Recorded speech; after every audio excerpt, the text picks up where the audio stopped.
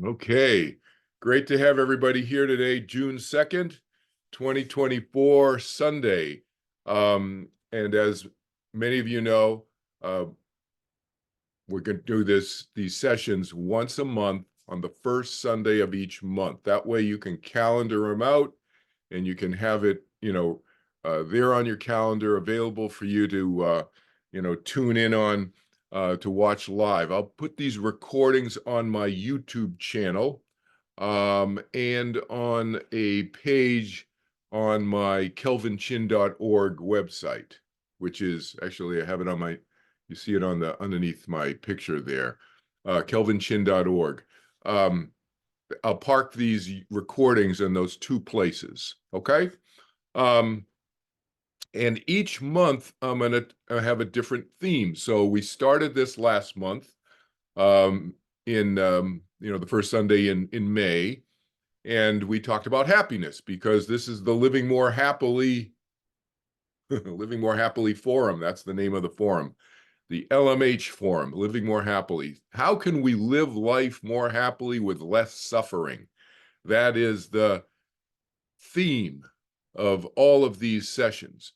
Today, we're going to talk about obedience, this notion of obedience and how it actually causes suffering in ways that people may not have thought about.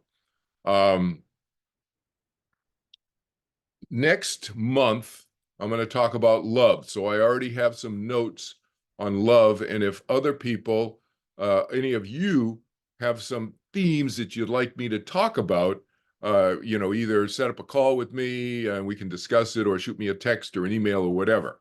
I am open and receptive to talking about what matters to you guys, obviously. This book, my Marcus Aurelius updated book, this is my second book, as I think most of you know, has a collection of 67 essays on all different kinds of themes about living life that I've written about. And this would be a good place for you guys to go, unless you have some other ideas like obedience. I don't talk about it much in this book of essays, but so you don't have to come up with a theme that you may want to suggest that is in this book, but this would be a good place to go and see what jumps out at you, and maybe you wanted me to talk more about it, et cetera, or talk about it again in greater detail in one of these sessions live. Or you can, as I said, come up with a different theme. But the theme has to be something to do about living life more happily with less suffering. That's the theme of this series, okay? Just a quick note, those of you who are interested in afterlife topics and so forth, I have postponed my 6-part afterlife and reincarnation series till the fall, because I have a lot going on now. So in the fall, we'll start that up again, and I'll probably do that 2 or 3 times a year. It's a 6-part series that stretches over 12 weeks. So it's every other week over 12 weeks. Of course, we have the ongoing monthly meditation classes that many of you have taken, or at least you're aware of. So let's get into the discussion today about obedience and how it causes suffering.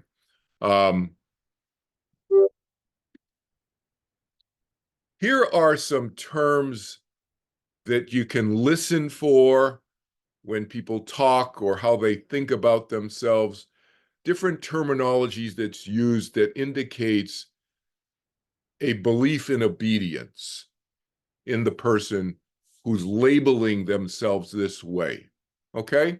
Or labeling others this way, but mainly we're looking at it from the lens of the individual, him or herself, because I'm a pragmatist, I'm a practical guy, and I'm all about trying to help people improve and grow and live more effective lives with more happiness and less suffering, as we've talked about. So this is what you want to listen for. Does the person call themselves a loyalist, follower, disciple, a devotee, somebody who's very devoted to somebody or some cause or something or some belief, some religion, whatever, fill in the blank, a worshiper. Or sometimes you'll hear people use the phrase God person. I'm a God person. I'm a God guy. I'm a God girl. They'll use that phrase and they'll try to couch. You know what the word couch means? It's a French derived word. Coucher in French means to hide. So to couch something means to hide something in English. And people will sometimes couch their religiosity in a phrase like, oh, I'm a God girl, I'm a God guy, making it sound sort of informal and hip and like very new agey or 21st century-ish by using that kind of informal lingo. But it still distills down to the same thing: obedience. Again, so a few common ways that people will hide the idea of obedience. Because think about it, obedience does not carry a positive connotation in it, does it? To be obedient?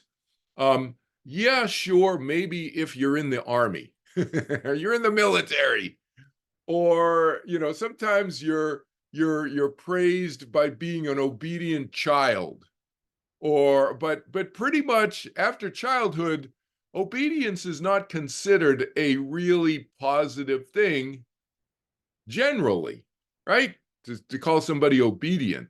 So because we're free will thinking people and in independently thinking people, generally speaking, that's how the human mind works. And so it's not really a great compliment to call somebody, oh, that person's really obedient. Your dog's obedient. People who use it in that context, oh, he's really obedient. And that's considered a compliment about the dog. I think if I was the dog, I'd have a different opinion about being called obedient, but that's a whole other side note. My point is that people will couch, they'll hide the notion that they are obedient in these different ways. They'll call themselves, oh, I'm really devoted. I'm very devoted.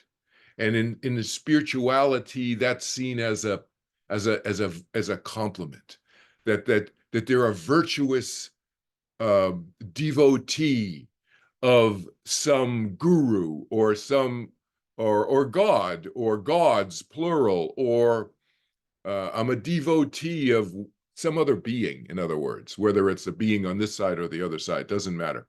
But people will think, oh, they're so devoted, but it can be a way to hide this notion of blind obedience. And I'm talking about blind obedience here. I'm not just talking about following what somebody says because somebody says, yeah, don't go through the red light, and you don't go through the red light. We don't go through the red light. Why? Well, first of all, because we're going to be breaking a law. But why is the law there? The law is there to prevent us from creating accidents and so forth. So I'm not talking about being disobedient to one's parent if one's parent says, don't put your hand on the stove and burn yourself when you're 2 years old, okay? We're not talking about that. We're talking about obedience as in setting aside one's ability to think on one's own, okay? Obedience in the patriarch or matriarchy kind of way. Patriarch, father, matriarch, mother.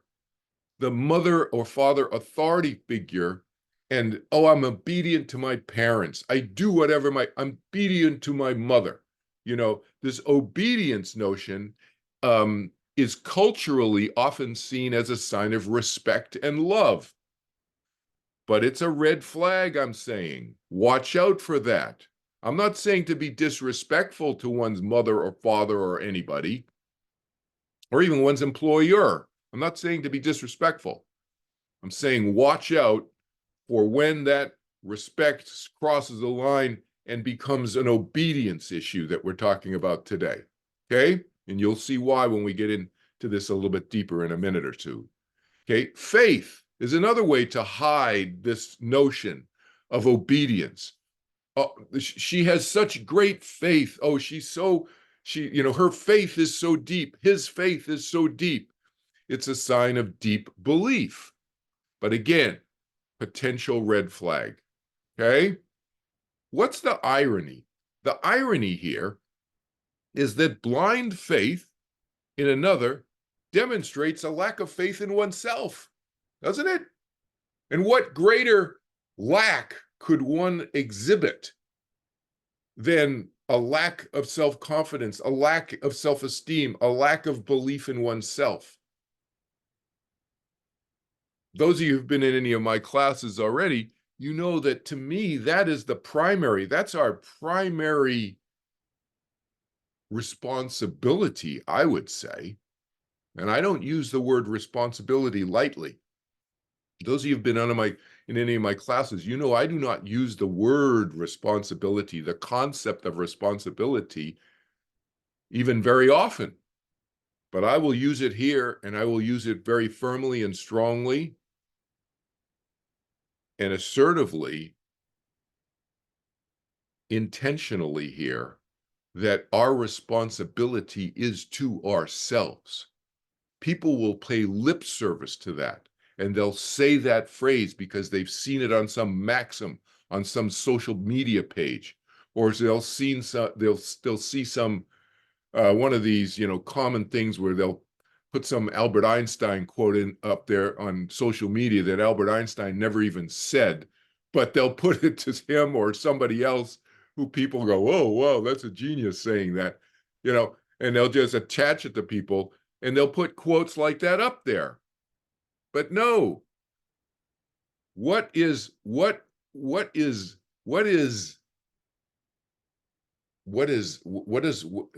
greater lack can there be than in belief in oneself? All right? So think about that. Why does this happen? Why is obedience promoted as a strength? It's not a strength. It's a weakness. But why is it promoted as a strength? So if you look at it from two different standpoints, why does the authority figure, again, whoever the authority figure is it a being on the other side in heaven, you may call the other side, or is it a being on this side? Is it a political figure? Is it a religious figure? Is it a spiritual teacher figure, a guru, a spiritual teacher who claims not to be a guru, but acts like a guru as an authority figure that this is the way it is? It's control. It's control. And what some of you have taken my classes, and you know that I am the teacher, not an authority figure. I am an authority on what? I'm an authority on free will.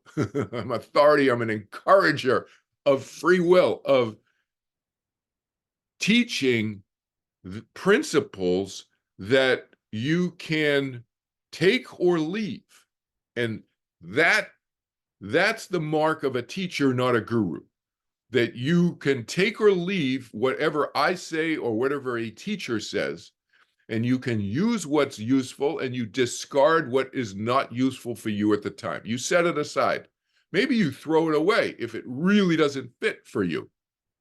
So I encourage you to do that with my teachings and with anybody's teachings, because otherwise that person is looking for control of you in some way. Why do the followers believe that it's a strength? Why do followers or disciples or devotees, believe that obedience is a strength? Because it confirms. This term is called confirmation bias. Confirmation bias is a term in psychology which refers to the idea that people look for proof, evidence, people, friends, and others who confirm what they already believe, instead of trying to look at their own beliefs and trying to figure out if the beliefs fit or not. And if they don't fit, discard them and develop new beliefs that do fit. To me, that's a more effective way of living life with more happiness, contentment, and inner peace inside, and less suffering. But most people don't go that route, right? Because it requires work and thinking for oneself. And so most people go the route of just being a follower. How many times have you ever read or heard the phrase in various scriptures and of different religions that all you need is faith? Faith alone is all you need. That's a red flag. That just means believe whatever we are telling you and don't think about it for yourself and see if it makes sense. That's what faith alone means. To me, you want to talk about sins? I would say that is the sin. That's the vice. That's not a virtue. Okay? And the other reason why followers tend to believe that obedience is a strength is that it fulfills a longing to belong. People are so longing to socially be part of a group, they feel like they can fulfill the lack that they have inside themselves by being part of a community. Now, there's nothing wrong with being part of a community, because I love being socially involved with you and my friends and my family, my loved ones, and I have a huge group body of friends and so forth, and some are closer and some are more distant, acquaintances we could call them, but I still view them as my friends. I have thousands of students around the world. I consider all of them my friends. They're all part of my social community. So that's a healthy thing. That's not a bad thing. But if it's used as a crutch, that's the thing.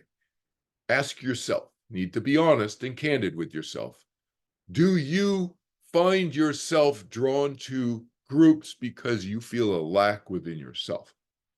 And nobody's perfect. I'm not perfect. Nobody's perfect. But are you doing stuff to improve the quality of your inner life with yourself, your connection with yourself? That's where love really starts, right? Talk about that in a month at our next session. But that longing, feeling that longing to be part of a group and to be loved because the love within oneself is not strong enough can be a reason. Can be a reason. These are not absolutes, right? Can be a reason why a follower may believe that obedience is a strength. Okay? But it's really a vice. It's not a virtue. Obedience is a vice. Why? Vice, first of all, what's a vice? Vice promotes illusion. And illusion is that which doesn't match reality. That's what the word illusion means, right? And if we're living a life that doesn't match reality, that leads to suffering. And as you guys know, I'm the anti-suffering, anti-anxiety, anti-stress guy. So whatever I can do to kind of point out different perspectives, different ideas, where ideas don't match and they don't match together and they don't mesh and they're dissonant, that's what that means. They don't go together. I want to point that out because I've been through this myself. I've gone through this journey for thousands of years myself, trying to figure these things out. What makes sense? How come I'm suffering? Why is this happening? Why did I make that choice? Why did I do that? I'm suffering. And I've looked at it and it's painful sometimes. For thousands of years, I've been looking at this stuff, and it's painful to look at one's own stuff, one's own warts, we'll call them, one's own weaknesses and so forth. By contrast, virtue is what matches reality, and virtue promotes inner strength and their contentment and inner peace, which is how I think of happiness, as contentment and inner peace. Right? Why is obedience an illusion? Because free will exists. We briefly touched on this a few minutes earlier today. Free will exists. And remember, when I'm talking about free will, I am talking only about the idea of choice. Do you have a choice to say no? Yeah, you always have a choice to say no. Or you could say yes. Or you could say maybe. You have a choice to say whatever, is the point. That's how I'm using the phrase free will. For those of you who are have studied religious or religious philosophy, I am not talking about moral authority. That's not what we're talking about here when we talk about free will. Do not go down that rabbit hole with, I'm not going down that rabbit hole. Okay. Some theologian wants to go down that rabbit hole. I say, have a nice trip. Free will simply means choice. That's all it means. And all minds have free will. You always have the choice to be disobedient. For example, I would say to the obedient person who disagrees with me, I said, no, we don't. We don't have choice. We can only be obedient. No, you can choose to be disobedient also. So choosing to be blindly obedient is actually a choice. And interestingly, it's a choice to believe in an illusion. Think about that. That does not sound healthy, does it? And it's not healthy. This is to get into this notion of how obedience is a vice, not a virtue, even deeper. How does obedience promote abuse? Obedience encourages lack of personal responsibility. Because isn't it the ultimate in no responsibility? The guru told me to carry the water up and down the stairs. The guru told me to go out and fool people in order to get money to help our cause of relieving suffering and humanity in the world. The guru told me to do that, or God told me to do that, or an angel told me to do that, because it's going to help humanity. So I went out and I fooled people and I lied and I cheated them, but the ends justify the means. No, they don't. The ends never justify the means, in my opinion. Right? The means is where life happens, how we do things, the choices we make. That determines who we are as a human being, as a soul, as an individual. So obedience encourages this lack of responsibility, ultimately no responsibility, okay? And those of you who have studied any sociology know, or, what is it called? Social psychology, the psychology of large groups. No, you know that the larger the social group, the less each individual takes personal ownership of each of their actions. Each individual loses the larger the social group. It's a social psychological fact borne out in hundreds and hundreds of social psychology studies here on planet Earth, that the larger the group, the less an individual will take responsibility for his or her own actions. It's a recipe for abuse, because what happens is membership in the group, being part of the group, supersedes any responsibility that any of the bad actors in the group may have done on behalf of themselves or the group. Everybody in the group goes, oh yeah, not my problem. They did that.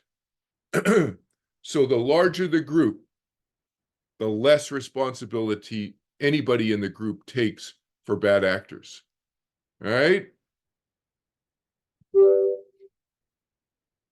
What are red flags to watch for in the people who have become what we'll call them obedient slaves? Because that's really, isn't that what we're talking about here? Slavery? It's a form of slavery. And again, I understand that's a hot button word to use, but I'm using it intentionally here. I'm not talking about African American slaves here in the United States or slavery in other parts of the world where enslavement has occurred. But I am talking about it from a spiritual standpoint that transcends ethnicity, nationality, race, everything. I'm talking about mental slavery. All right. So what happens, these are red flags to watch out for. What happens in the person who has learned how to be a good slave, learned how to be blindly obedient, they become master manipulators because that's the only way for them to get any power in the relationship they have, in this obedience relationship they have with the abusive husband or the abusive wife, right? A relationship of abuse where one person is enslaved by another person. What does the slave learn to do? Learns how to manipulate the system of slavery, because that's their only way to gain power. And it becomes a very convoluted way of living life, right? How many people do you know who go to church every Sunday, right? They go home and they kick their dog, or they beat their wife, or they beat their husband. But they use the justification that they go to church 3 times a week. And they're out in New Jersey, murdering people, or Los Angeles, or Tacoma, Washington. I'm just making up names of cities. I just came from Pennsylvania and New Jersey. Downtown Philadelphia, North Philadelphia. I was just talking to a guy at LAX while I was waiting for my daughter to pick me up at the airport. It was a couple nights ago. And he was from Philadelphia. We just flew in from Philadelphia together, and I was telling him about an experience I had driving through Philadelphia, and I didn't know. He said, "Oh, that was North Philadelphia." So my point is that we learn, it's a learned behavior that is not healthy here. Okay. And people, they get skilled at telling people what they want to hear or what they want to feel. All right. I'm going to mute everybody. Harpo, please stay muted.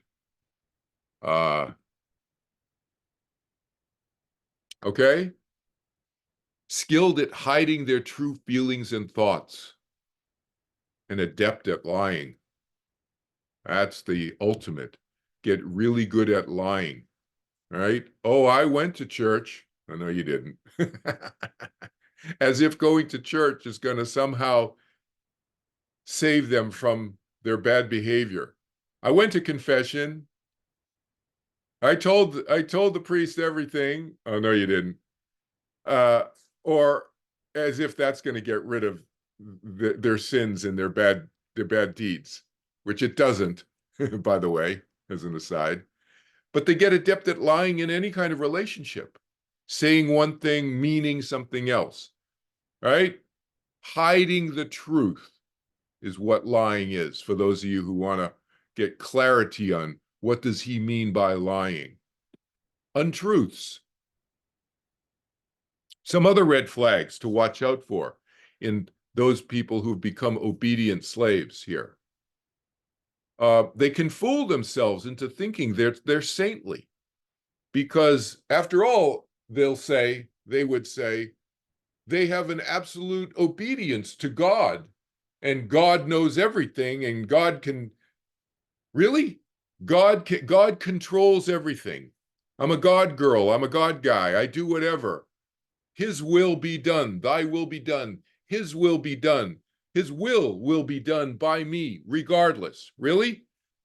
Have you not watched any History Channel shows, documentaries about holy wars, and how many holy wars are going on right now in 21st century, 2024 planet Earth, because people have the same belief system that you do? That person who says to me, I am a God girl, a God guy, thy will be done, I will do whatever. And how do you know Even if you did believe in God, and God, even if you did believe that God could do no wrong, how are you discerning what is coming from God? It's going through your consciousness. So is the terrorist in the Middle East who's beheading people. They're saying the same thing you are. So what I'm saying is this kind of blind obedience is a vice. It's not saintly. It's the opposite of saintly. Okay? And then there's a tendency in their personality to miscues from others, because they can get so self-absorbed out of a survival illusion. What does survival illusion? Survival illusion means that they think that they have to behave in this obedient way in order to survive. Where does that come from? That comes from hundreds, probably maybe thousands of lifetimes, many, many, many lifetimes over many millennia. Or if you don't believe in past lives, just look at this one lifetime of many instances of abuse where that person has been abused in this relationship and that relationship. And then what will happen is they adapt to it, because we are survivalists, human beings. And in order to adapt to it, we can maladapt. Our behavior can become maladaptive, meaning not so healthy. That's a simple translation of maladaptive behavior that becomes not healthy, and it becomes hurtful to others and hurtful to ourselves, based out of this illusion that we have to behave this way in order to survive. Devotion to a higher power leads to an inability to distinguish between personal love for individuals and generalized love for the masses.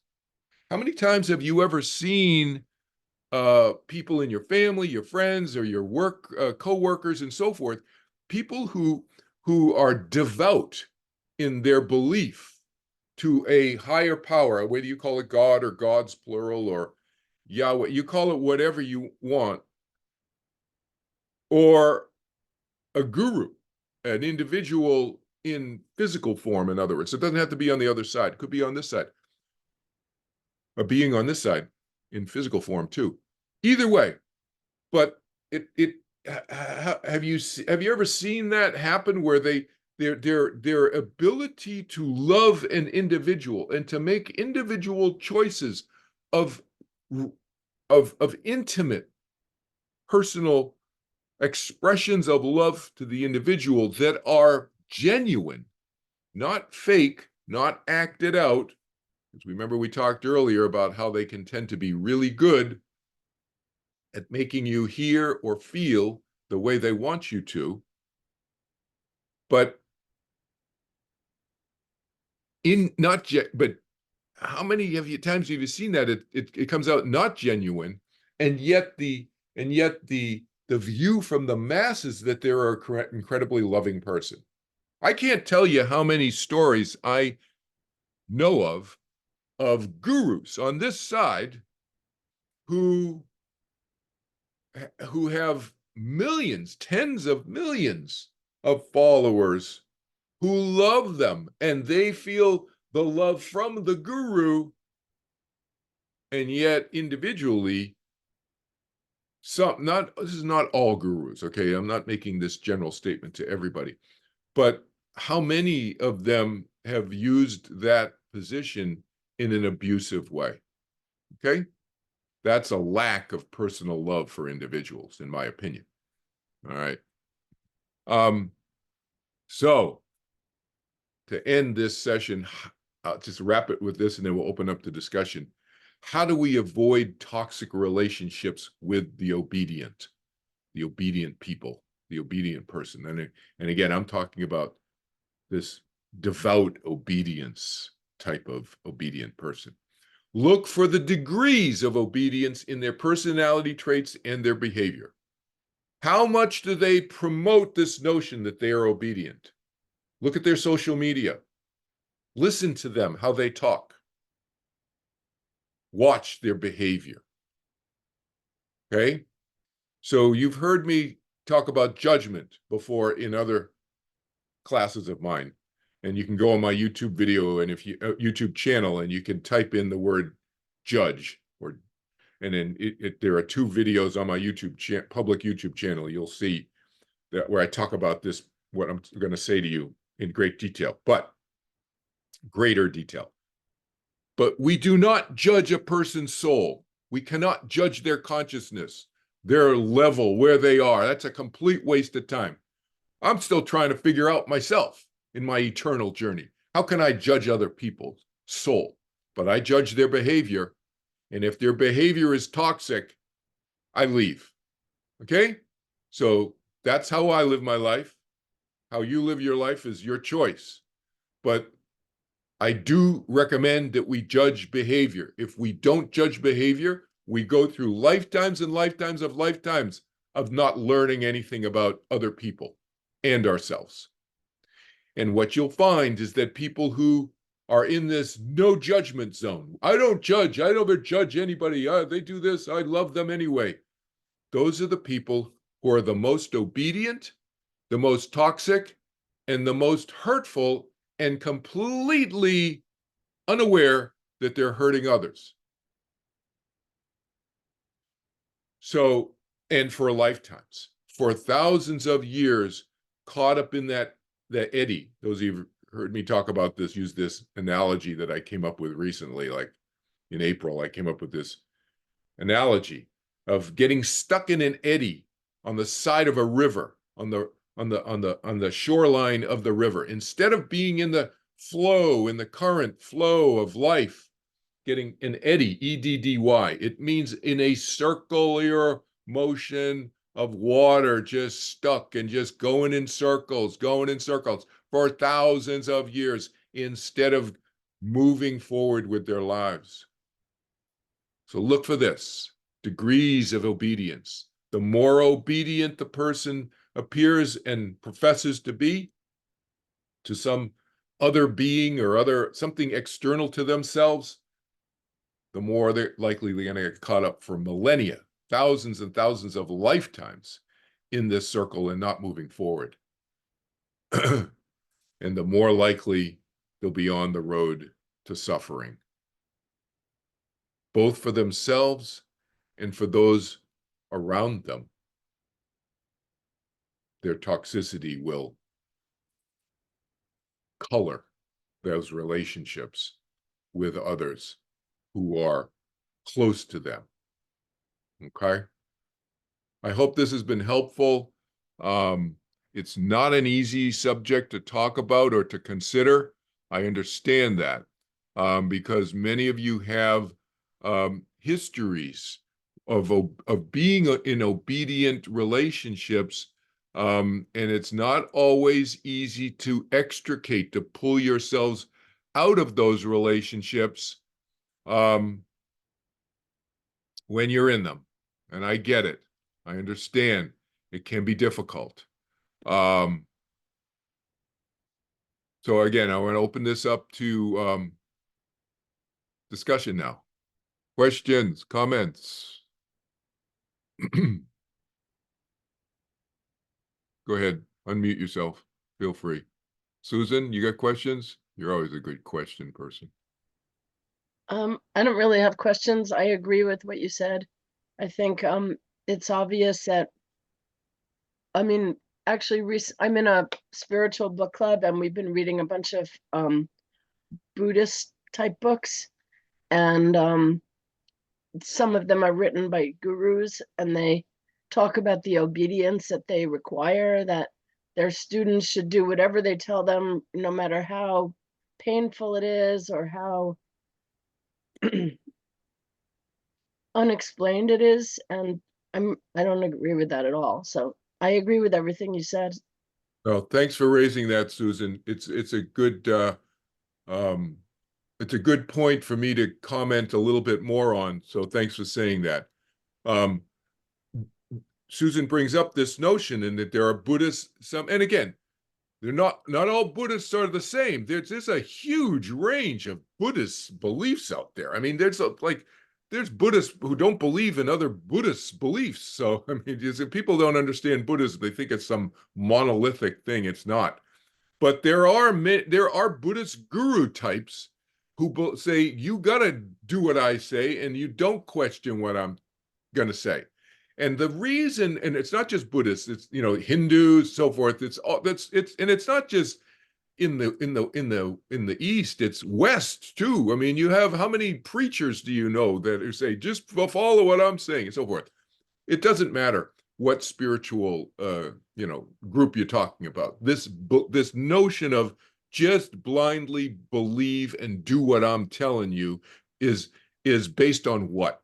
It's based on this false notion that they know everything, that they have the answer to everything, that they're somehow perfect beings themselves. Or if they're not perfect, in some of these spiritual institutions, they'll say, I'm not perfect, but I got the channel too. Who is perfect? That notion that I am the the connector between you and what is perfect, the being who is perfect. There is no, my experience is that there is no perfect anything, perfect being, whatever. That everybody's figuring this out, and that Jehovah, if you view Jehovah as God, is also figuring things out. Now, are there beings who are more self-aware and more powerful and may have more knowledge? Yes. But there's a distinction between more and know everything. Okay, that's the thing. And so that's where the rubber meets the road. Yeah, go with teachers who know more, definitely, but don't blindly follow anybody, even the teacher who knows more than anybody else in your opinion. Yeah, Gyro, go ahead. Yes, I can see that happening in the Buddhism I'm into. So yes, there's a guru, but in Tibetan Buddhism, it's translated as lama. Hmm. And so you have lamas that come over to the West, and they get disciples, and then maybe they mess things up by temp- temptations with females disciples, and then they get kind of caught. Maybe they had too many, and one of the females uh, exposed them, and so the organization has to kick out the guru, kind of, but continue on because he gave good teachings anyway. That's kind of scandals that have happened. Well, not necessarily in the one that I was in, but there's kind of a controversy between the dictations of the Dalai Lama of saying that I no longer do this certain practice because I feel that it is harmful for me and for Tibetan Buddhism. And so many of the Tibetan Buddhists who follow and say, oh, but wait, we've been doing this for several centuries. We want to continue doing it.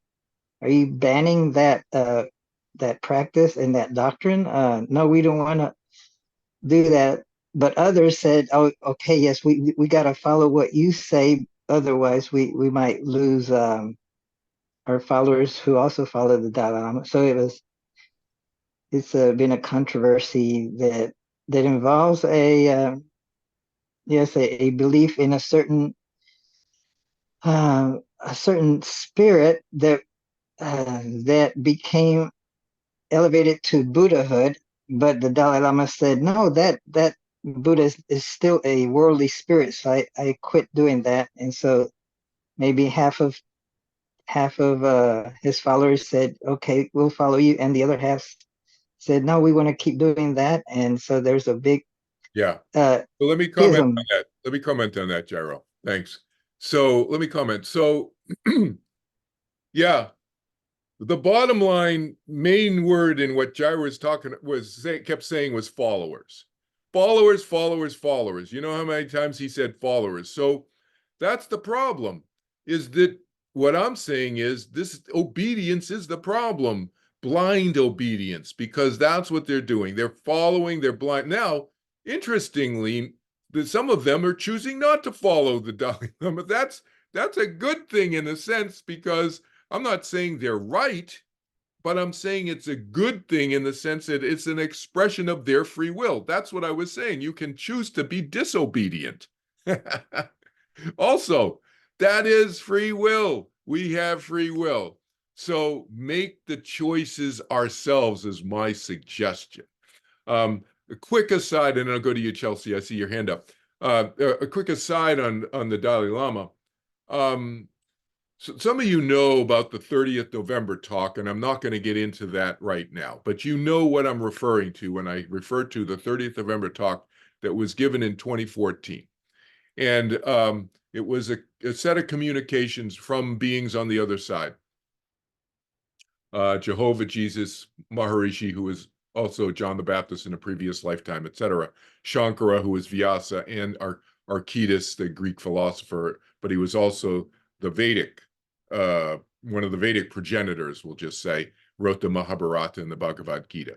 So these beings communicated to a number of us and so forth, and George gave the talk, as you guys know. What you don't know is that there was a message from them to the Dalai Lama that was dictated to George, and we tried to get the message to the Dalai Lama, and George almost got arrested in San Francisco by the security people as he was trying to get the message to them, to the Dalai Lama. Anyway, he's going to write about this. He's writing a book about all the stories that related to the run-up to that all these crazy things that happened. But the bottom line is, I'm not sure if it was a month or 2-3 months later, on the website of the Dalai Lama, we saw the Dalai Lama was ending this whole being the Dalai Lama lifetime after lifetime, because those of you who don't know, this same soul has been the Dalai Lama for, I don't know, for thousands of lifetimes. And he said he's ending that. Well, that was the message from our friends on the other side that George had typed up when they dictated it to him, and he had typed it up and he had it in an envelope to give to the Dalai Lama. Well, a few months later, even though we didn't get the message from us, he got the message. He must have got the message. So telepathically, right? Chelsea, yes. Thanks, Kelvin. I mean, there's a lot that I actually want to say, and I have a lot of questions. So for the sake of sharing the time, I'll try to focus on a few things. First of all, I heard what happened with the Dalai Lama. When I saw him announce that, my first impression was amazing. Like, that's amazing, right? Because this has been going on for a long time and it's caused a lot of issues, politically speaking. And I'm sure other issues as well. And so it shocked me, but in a good kind of way. So that's cool. Okay, so the first thing that I was thinking as you were talking is, you know, there are some of us that are born into family systems that are pretty toxic and dysfunctional. I'm one of those people. I've had to work really hard to establish a healthy, non-toxic lifestyle. And that's taken a lot of time. You know, I'm 33 and I've just now learned how to like set boundaries and protect my energy. So that being said, there has been a lot of wounding for me around not belonging, because when I came into the world, I didn't really learn what healthy love looked like, healthy connection looked like. And I really had to, and I'm still working on building my own community, my own relationships and connections with other people. When I first grew up, I gravitated towards substances. That was my way of dealing with that disconnection, that pain, that void. And then and I'd isolate myself, and I was like a misanthrope. I hated people. And then over time I was like, well, no, actually I need other people. I need connection. And I started to prioritize relationships, and now relationships are one of the most important things to me in my life. So what you were saying about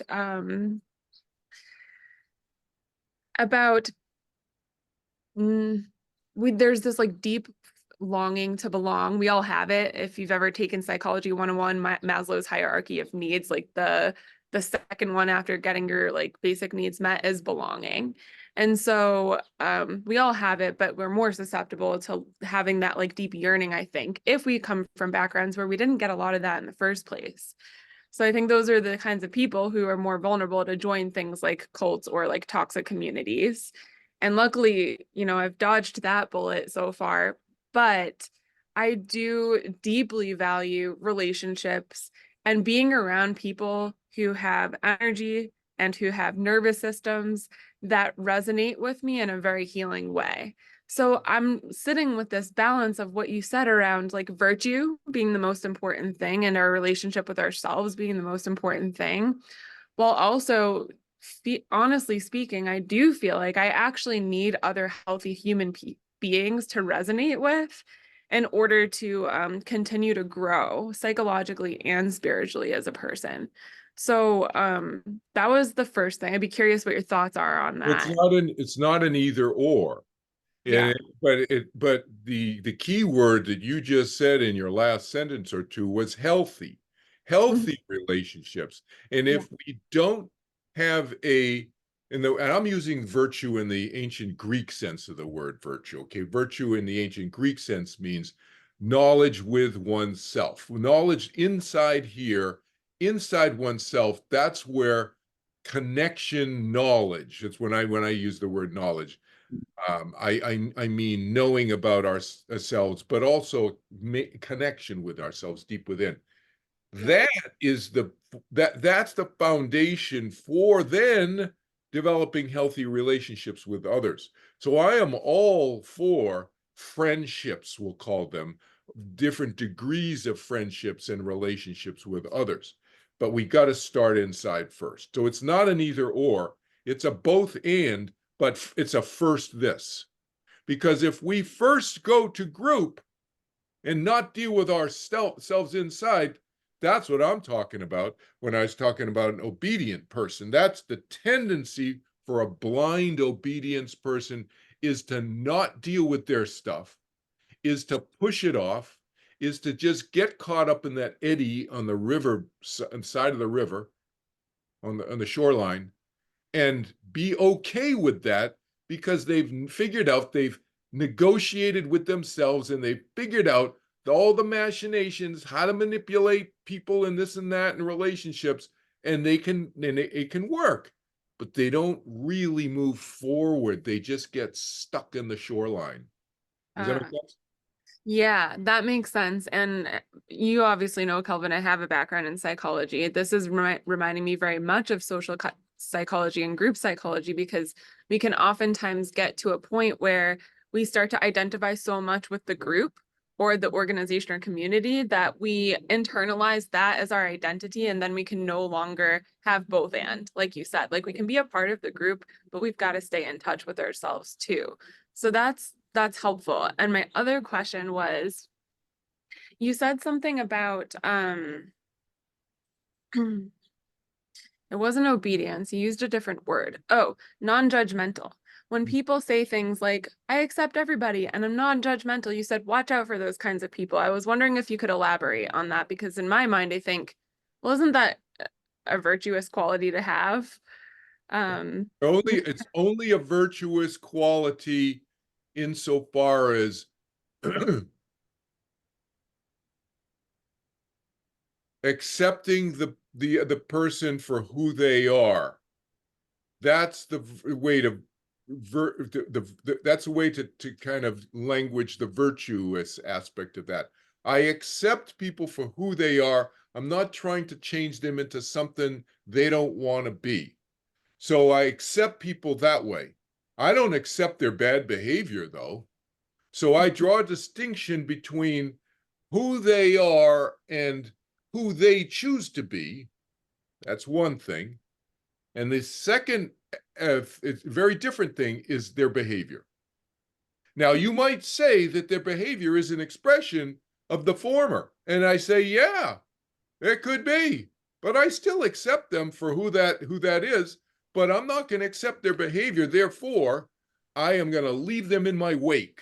You know what that means? Leave them behind me. Exit, rear view mirror. See you later. I'm looking at you in my rear view mirror. That's the extent of me, our relationship now, if you've hurt me that badly. It might be something in the in-between, intermediate, if it wasn't a major hurt. This is the essay on page 54 on forgiveness in this book. Okay, in this book, Marcus Aurelius updated, page 54, forgiveness. And I talk about 4 degrees of forgiveness. 4 degrees. How to handle it. Okay? Does that help? Yeah. And okay, can I get one more in? It's really quick. Yep. You can come back and ask another one too if you want after I talk to Susan in a second. So teachers, right now, Yeah. I am finding balance between like seeking and abiding, right? Like abiding in myself and my own wisdom and sitting with meditation and introspection, but then also resonating with different teachers. Like I've been listening to some of Ram Dass lately. Now I don't have a teacher. I just hear someone and it speaks something that feels true to me. And I say, oh, this is like, I'm letting it wash over me. And it feels very healing. And there are some teachers where some of what they say feels healing, some doesn't. So I'm just kind of like taking what I like and leaving the rest. And I'm curious how you relate to looking to another person who might have more knowledge and wisdom and experience than you do with some of this self-awareness stuff. Like, how do you know, or how does one know when it starts to move into this space where it's no longer healthy? Because I feel like a student of Ram Dass. I don't feel like I'm just as wise as him, right? Like he's got some things to share that seem pretty important. Well, Ram Dass, you know what Ram Dass's history is, right? He comes out of the Timothy Leary LSD culture. You know that, right? LSD, you know, Yes. acid and all that. Yep. So, and then he got into Eastern stuff, and he studied Eastern stuff, so forth and so on. I don't want to get into a Ram Dass thing here, but bottom line is Ram Dass has done what a lot of, and again, he's passed, he's on the other side now, he died, but he's done some great stuff. But he took a lot of the Eastern teachings and he westernized them into lingo that made sense to Americans. So that's a big part of what he did. My thing is, if you're asking me about me, and so there's nothing wrong with that. If Ram Dass, anybody, whatever, and you're taking the correct approach. I mean, when I say correct, the healthy approach is what I mean by that. By taking what makes sense and shelving the rest, because not everything he says is, accurate in my opinion, because he relies to a great extent on the teachings of the early teachings of Vedic teachings and so forth. So, and the teacher who has changed his teaching over millennia and adjusted it and tweaked it and realigned it and seen where things were not quite right, and so forth and so on. You're asking me about me now, okay? That's the type of teacher that I more respect. I don't really have I respect everybody, who's trying to help other people, okay? That's a blanket statement. But you're asking me a relative statement, a relative question here. And relatively speaking, as compared to what? Relatively speaking, as compared to somebody who just kind of parrots and retranslates existing teaching that's been around for millennia that's a little bit off. I don't have as much respect for a teacher like that. And again, I'm not going to name names, but some of you have heard me name names in other sessions. Who just are really good marketing, and they're really good at repackaging, but they're not real good thinkers. And they don't think things through. They know how to say all the terminology that comes out of the Vedic school of thought, Vedic Buddhist thought. But they don't add to it, and they don't translate it. They don't interpret it really. They just repeat it in language that is Americanized. Again, you are where you are at, Chelsea. That's what you can only assess things from where you're at, okay? But as long as you have, in other words, don't compare yourself to me, who's been thinking about this stuff for thousands of years. You've been probably thinking about it for a lot longer than this lifetime. But I don't want to put myself on some other level in your mind, because we're all figuring this out, okay? Everything, all concepts, ideas, we're figuring it out. And so these are conversations that we're having with each other. And these, and including our friends on the other side, are said on 30th November in 2014, they prefer that we think about them and converse with them as friends and have conversation, not as worshiping them. And they made that very, very, very clear. Now, not everybody who heard that can listen to it. You know what the difference is? In other words, they can't really act on it because they've been so immersed in blindly following in obedience for so many thousands of lifetimes that it's very difficult for them to pull themselves out of it.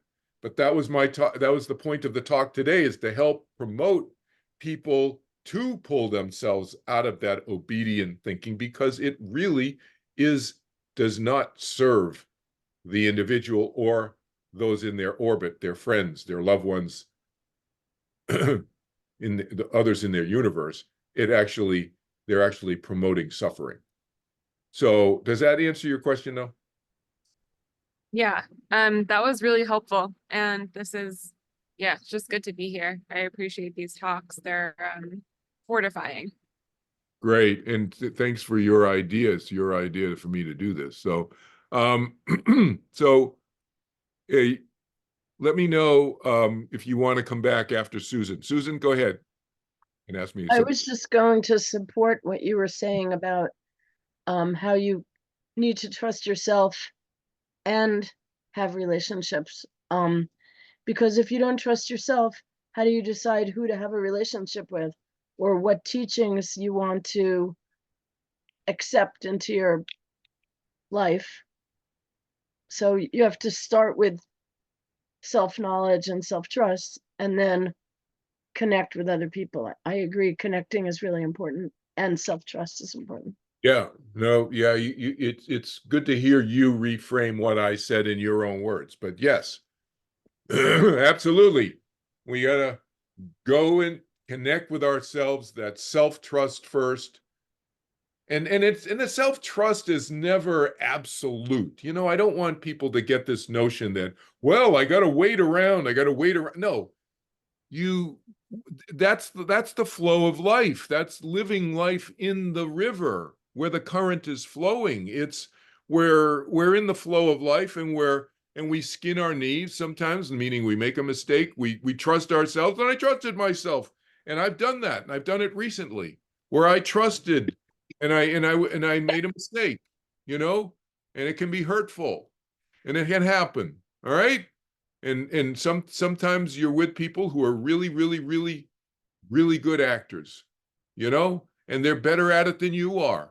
That's why I say don't mess around with people who are really good manipulators, because if you're not really good manipulator, and if you've probably been living a healthier life for millennia, you're probably not great at manipulating people in the way that manipulators are. Let them play in their own sandbox. Leave them behind. That's my lesson to myself. Talking to myself right now. Maddie, yes, I see your hand up. Go ahead.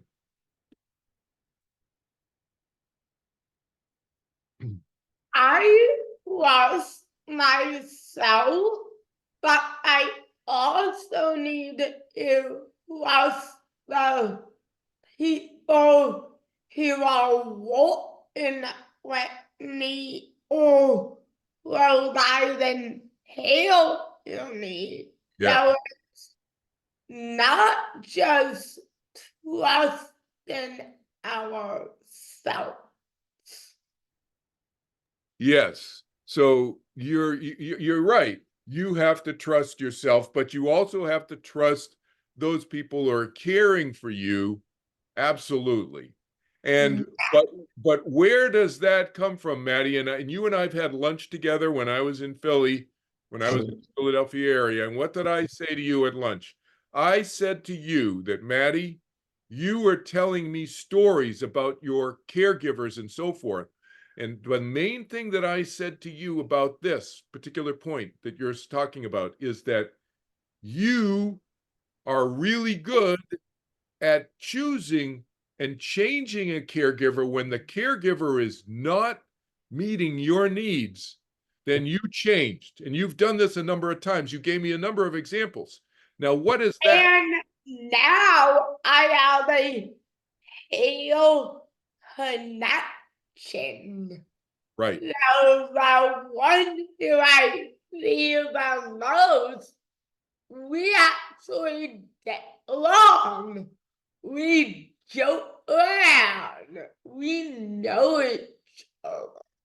Exactly. And where did that come from, though? That came from you, yourself, knowing yourself, being confident in yourself, trusting your own ability to make a judgment call. So this comes back to the judgment word that Chelsea was asking about. A judgment call about the behavior of those caregivers that in the past Yeah. you knew about, and you changed. I wouldn't even joke to my appointments. I would just let them make them, and then I canceled them because my own gut was like, why am I even going? And they made me devices I could not even wear. And then one day, almost 2 years ago, my surgeon paired me up with somebody new who has a family member with a neurodevelopmental disorder and a speech disorder, and that caregiver did not make me talk. I wasn't ready. And then they were like, would it be better if we hung out to your home and do this in your natural setting? And I was like, I don't know. And then right when they came out to my home, a lot more got done. And my voice turned on. I started talking to them. And we went from 3 appointments in a week down to 1 or maybe 2 appointments in a week because of how much more we did done. That's great, Maddie. That's great. That's a great story, you know. The And device is not working. Yeah. you let them know what I said in case they didn't understand it. I'll tell everybody what you said in case they didn't understand. Yeah. So yeah, so Maddie, when she was going through these caregivers and they were making these devices for her that didn't even work. They didn't even work. And so they kept going down this road. It doesn't working. It's not working. And then they're trying to get her to talk. And Maddie, you can hear how well she can talk now. But back then, she wasn't even talking. And they No, I was. They just would not listen. So when I met this one caregiver, I was afraid to talk. yeah. So you met the caregiver and you were afraid to talk. So she could talk, but she wasn't because she was afraid to talk. And then eventually she got to caregivers who were No, you allowed them, they allowed you to be yourself. they came out to my home. And right when I opened the door, I started talking to them. Wow, you started talking to them as soon as they opened the door. The new ones you're talking about. The one I see now. Right, right. The ones you see now. Exactly. And now you're seeing them once or what's it, twice a week now? Once, what, you know, you see. At least 1 time a week in my home. Yeah, And then sometimes twice a if week. I need a office visit, I go in when no one else is there. It's just me and the caregiver. No one in the waiting room. They meet me down in the lobby and they put me up and back down. And now they leave stuff at my home, so they don't have to go to the office on the way to my home. Right. They actually leave it at my home. Right. Right. Yeah, they leave it at your home. They're making it so much easier for you. That's the thing. And you're getting the care that from good caregivers appropriately. And Chelsea said, Maddie, that's beautiful story. It's amazing what potential we have when we find the right resources, environments, and people who make room for our potential. She said that in the chat room to you. So that's Thank beautiful, you, Maddie. Thank you. Chelsea. She said, thank you, Chelsea. Thank you. It has been amazing because I had dystonia. Dystonia. And now when I walk, my caregiver doesn't even notice it when I walk Yeah. because of the devices. It's amazing how, actually, to be honest, amazing how fast you can walk. Because when you and I went walking for lunch a couple of times, we had lunch together, you know, I have a pretty fast walk, and you're walking as fast as I am. So No, you saw me in the middle of April. I each step I took, I almost fell down. And then I demanded that we try a new device. And he was like, yes, but we only have 10 minutes. And I did that in the 10 minutes turned out to be 90 minutes because he wanted to see what happens when he wore me out. yeah, thank you for sharing that. So I want to get back to the obedience discussion here. Sorry. Chelsea, did you have another question? Sorry. Oh, we're Not good. another We're good. question. I thought Maddie's story was a beautiful representation of how we are relational beings, but we still very much use our discernment and trust in ourselves um, to navigate relationships. You know, if we need caretakers or if we're Yeah. looking for friendships or community or teachers, it's our responsibility to be discerning about who and what we let into our space and what we don't. Yeah, and I actually am telling him what I used as a child now.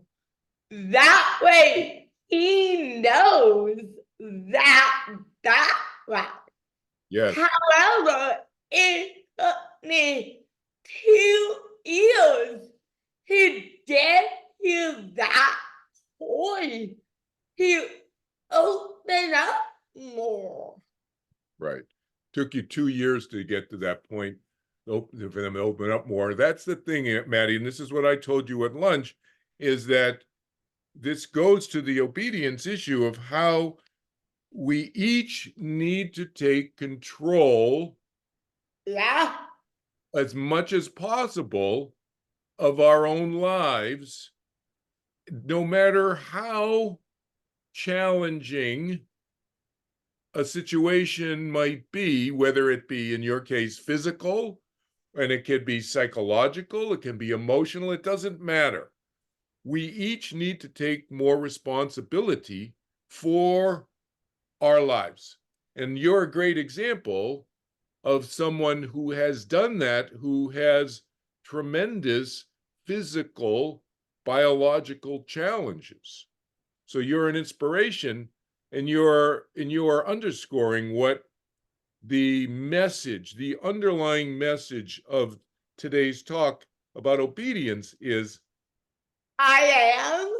Right? Yeah, because you are living example of someone who could easily, and probably sadly, other people who have maybe not exactly the same challenges as you, but similarly very significant, challenges, physical, biological, physiological challenges, would tend to just, okay, the doctors are telling me this. Oh, that doctor's terrible. Oh, that caregiver is, not helping, and would just give up. But you're not that, because And your personality is stronger. and that caregiver was about to give up because he read a article online that says Grayson does not work. And then on Tuesday, 3 days ago, he shot my knee and he was extended 10 more degrees without doing anything very easily. So he's like, whatever article they wrote is not accurate because people don't wear the devices. They are like, oh, it's painful. We don't need to wear it. We cannot tolerate that. But I wear it even if it's painful. So let me say something, Maddie, so everybody understands. So because it's a great teaching point here about pain. And the thing is, one of her caregivers read an article that said braces don't work on somebody who has the physical challenge and the issues that Maddie has. And yet they tried the braces on her and it's working, notwithstanding what the medical article said. So, yeah. And her leg has extended since she's been using it. She showed me the devices when I was with her. 10 degrees. 10 more degrees. Then so it's increasing. And I am sitting normally now. Sitting normally, yeah. Almost normal. Almost normally. And I heard it 2 weeks ago. Yeah, just in 2 weeks. And there's a different brace she wears at night and so forth, sleeping, etc. But this is huge because I want to make 2 points on this, teaching points. One is the going against the norm issue, right? Going against the norm. That's what they did. They said the article, no, let's try this. And it worked. That's number one. Number two is the pain issue, which is a lot of times, I mean, I say most people, 8 billion human beings on planet Earth right now, most people they run away from pain. But sometimes pain, we have to experience discomfort that sometimes, in Maddie's case, rises the level of physical pain in order to progress. And that's something, right? He says, no pain, no gain. No pain, no gain, he said. You're right. And the thing is, the same thing applies to all of us emotionally. And I'm going to get into this in a future. I haven't discussed, not one of these sessions, but I'm going to start doing some other classes about emotional patterns. And it's not, I'm not competing with Chelsea and her psychology background, but I am going to talk to you about some of the stuff that I've learned about myself in terms of changing some of the emotional pattern, my own emotional patterns as a teaching example for you over the thousands of years that I've been working on changing some of my own emotional patterns. And then we're going to have a discussion. We'll have a future discussion of that. I'm still gestating this in my mind right now. But thank you, Maddie. That is really, really good information for everybody. Natalie, I see your hand up. Go ahead. Natalie. Yes. Hi, Kelvin. Hey. I wanted to thank Maddie for that story. It was good to hear because I've been grappling with a situation with my younger brother regarding his caregivers, and it's been on my mind for the past week or so, couple weeks. So this really gave me an opportunity, listening to her story, to kind of think about some things and perhaps some changes that I need to make with him. So Thank you for that. I really appreciate that. It was a reason why I was meant to be here today to listen to that. Thank you. You're welcome. Do you need any recommendations?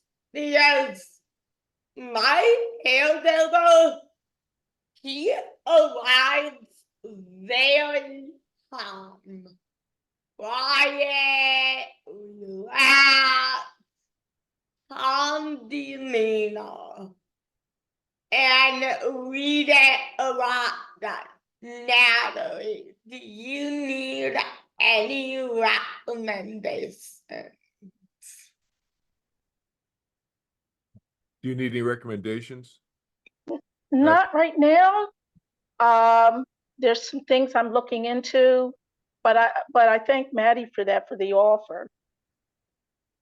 Thank you, You're Maddie. welcome. If it doesn't work, don't allow them back. Don't allow them back. Yeah. Just cut them off. Cut them off. Yeah.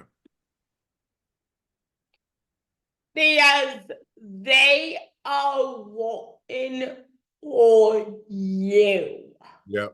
They're working for you. So, yep, exactly. So this is, see, that's the exact opposite. That is the positive approach. That's the opposite of the obedient, blind obedience. And this is a great example of how in our healthcare system, there is a lot of blind obedience because people view doctors as gods. They do. I mean, and they're not. And they're people just like us, and just their minds just like us, and they can make mistakes just like the mistakes that Maddie experienced, and then experienced the rectification of those mistakes by her pushing forward, right? And now they want to do the same with my arms and see where we get with that. With your arms, yeah, yeah. See where that goes. Yeah. Yeah, because they are like, my knee is way better. Yeah, your knee's way better, right? Yeah.